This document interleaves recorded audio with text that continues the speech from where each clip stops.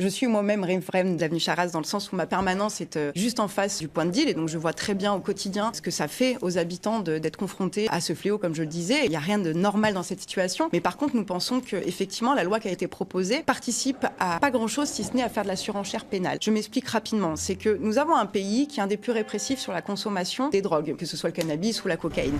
Et dans le même temps, nous sommes le pays qui augmente le plus sa consommation de drogue. Moi je suis pour regarder ce qui se fait ailleurs. Et d'ailleurs souvent on aime bien nous dire, regardez, les Allemands travaillent plus longtemps, il faudrait faire pareil. Moi je vais vous parler par exemple du modèle portugais, du modèle uruguayen, québécois, suisse, qui se sont dit en fait la répression ne semble pas fonctionner sur les questions de consommation. Vous devrez prendre le problème dans l'autre sens et partir de la question de la santé publique. À savoir comment on fait en sorte que les gens ne consomment pas de drogue et soient accompagnés en tout cas pour sortir de cette pathologie qui est l'addiction à la drogue. Là, dans la loi narcotrafic, il n'y a rien. Il n'y a rien en matière de prévention ni en matière d'accompagnement aux soins. Il n'y a que des choses qui sont du côté répressif, un parquet spécialisé, des prisons spécialisées. Moi, je suis désolée, allez voir ce qui s'est passé au Mexique ou dans des pays qui ont essayé de lutter par la répression et par des prisons spécialisées. Ça n'a pas fonctionné. Donc moi, je suis pour justement trouver des solutions qui fonctionnent, donc prendre le problème d'une autre manière et aller sur la prévention. Et c'est le contraire qui se passe aujourd'hui avec les coupes budgétaires. Nous avons justement plein de programmes de prévention qui sont mis en difficulté avec des licenciements de personnes qui sont formées justement pour aller faire de la prévention dans les écoles, dans les lieux où il y a des jeunes, pas que d'ailleurs dans le monde du travail, parce qu'on sait aujourd'hui la consommation notamment de cocaïne, elle augmente chez les jeunes, mais aussi chez les salariés, dans les endroits où on ne suspecte pas, et pourtant,